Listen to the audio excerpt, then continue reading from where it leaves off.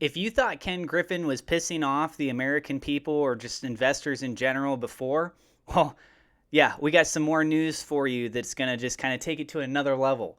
So before I go further into that, I want to say a special shout out thank you to our Patreon supporters. I really do appreciate it, everybody. Double shout out thank you to RemAG for being a higher tiered supporter. There's a link in the description if you'd like to join that for as little as $1 a month. Also, please keep in mind I'm not a financial advisor. Everything I'm sharing is my own opinions, my own research. I highly encourage you guys to go do your own research. And with that being said, let's briefly talk about what happened with AMC today, and then I want to get right into this news, okay?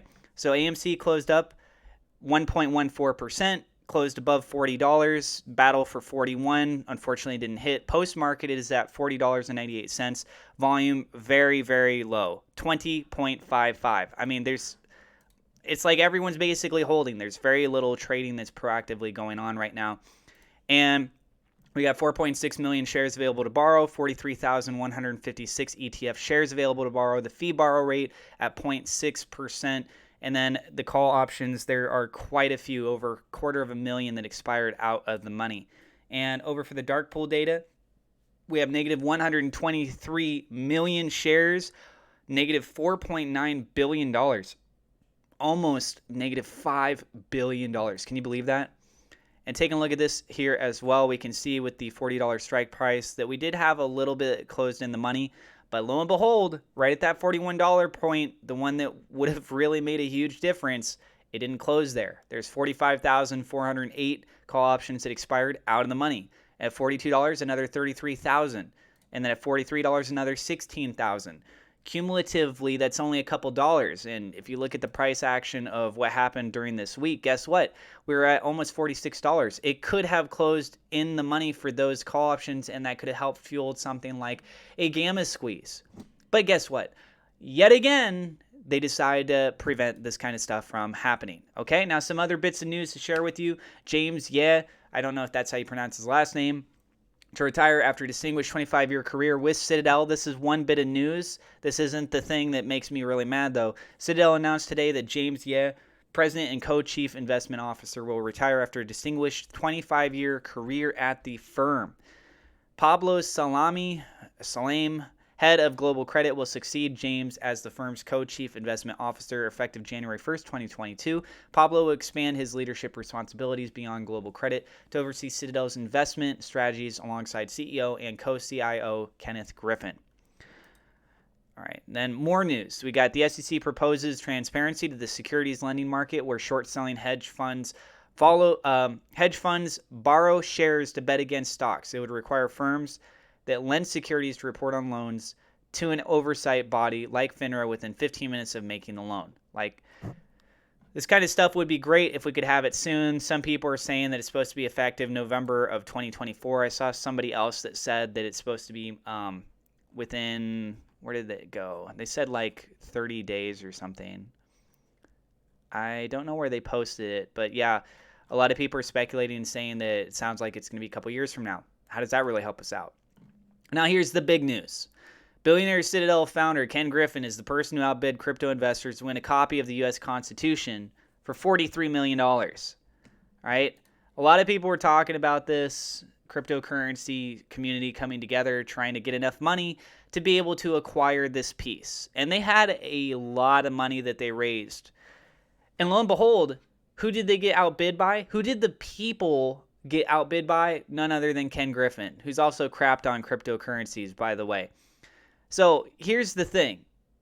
What are the benefits for Ken Griffin with this? I did a little bit of digging, some research, and I kind of knew some about this before. I want to just touch on this. This is just speculation, all right? I want to know what you guys think about this. But this stuff, it just smells fishy to me. So you can actually donate fine art, and it's a taxable-based event in which you can get money back. So he oh my gosh, he bid a lot of money. He bid a lot of money on this, right?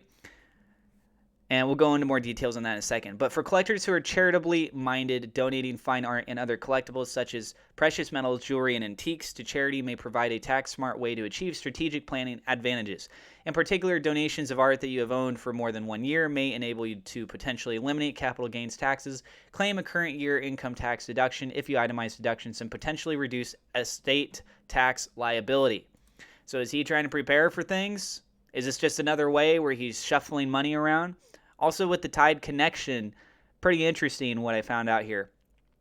Billionaire Citadel founder Kenneth Griffin is buyer of $43 million U.S. Constitution copy. Now, let's go back in time just for a moment here, all right? File this, April 12th, 2018. This photo shows Chicago police, Eddie Johnson left, and Mayor Rahm Emanuel right look on as Chicago billionaire Ken Griffin discusses a $10 million donation to reduce gun violence in the city during a press conference in Chicago. The Museum of Science and Industry, Chicago, MSI, on Thursday, October 3rd, 2019, announced a $125 million gift from the Kenneth C. Griffin Charitable Fund, the largest single gift in the museum's history. In recognition of this historic gift, the museum will become the Kenneth C. Griffin Museum of Science and Industry. That's right, they named it after him. Citadel co-founder and mega collector Kenneth Griffin is the buyer of a rare copy of the United States Constitution, which he purchased for $43.2 million with fees at Sotheby's on Thursday night. Griffin competed for the historic document during a single-lot evening sale in New York that was sandwiched between two contemporary art sales. Beating one other bidder on the phone with Sotheby's head of private sales David Schrader, Griffin placed the winning bid of $41 million, more than doubling its $15 million low estimate. The Chicago mogul said he would loan the documents for exhibition to the Crystal Bridges Museum of American Art in Bentonville, Arkansas, which was founded by another billionaire and mega collector, Alice Walton. Keywords, he said he put it on loan, and also it went over to Crystal Bridges Museum, and the person that's tied with it is mega billionaire Alice Walton, another person that's filthy rich. They helped found that. In addition to Schrader's client, Griffin also outbid a coalition of crypto investors organized under Group Constitution DAO, who had raised more than $40 million from over 17,000 people in the hopes of purchasing the document. The U.S. Constitution is a sacred document that enshrines the rights of every American and all those who aspire to be. Griffin said that in a statement issued by Sotheby's today. That is why I intend to ensure that this copy of our Constitution will be available for all Americans and visitors to view and appreciate in our museum and other public spaces.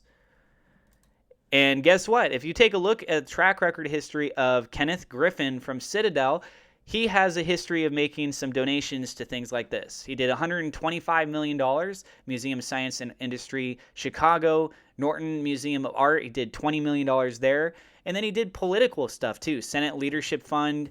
You can also see he did Ron DeSantis. So I don't know if you guys support the governor of Florida or not, but guess what? He helped funnel money, $5 million worth, to show support for Ron DeSantis apparently in 2018. And the Republic PAC as well. And, so he's getting involved in politics, donating money to them. Obviously, when you do that kind of stuff, you have an agenda. I really doubt you're doing it just out of the kindness of your heart, right? You're giving money to politicians for their campaigns so that they can pass bills and things that work in your own best interest or your company's best interest. That's what the typical intention is with this stuff. But let me know what you guys think about that. Do you think that he is trying to push this money over to the charitable side so he gets a tax write-off? Do you think he has any ties to the lady that was mentioned here, Alice Walton? I tried to do a little bit of research on it. I couldn't find if Alice Walton has a history of doing stock trading through Citadel or something like that, to where maybe this money is just going to funnel right back over to him anyways. Let me know what you guys think in the comments down below. I do have referral links if you want to get free cryptocurrency or free stock. It is free money for you guys. And if you're new to the channel, don't forget to hit subscribe, hit the thumbs up like button. It does help us out with the YouTube search algorithm. Click the bell icon so you know whenever we go live, and I will see you in the next episode.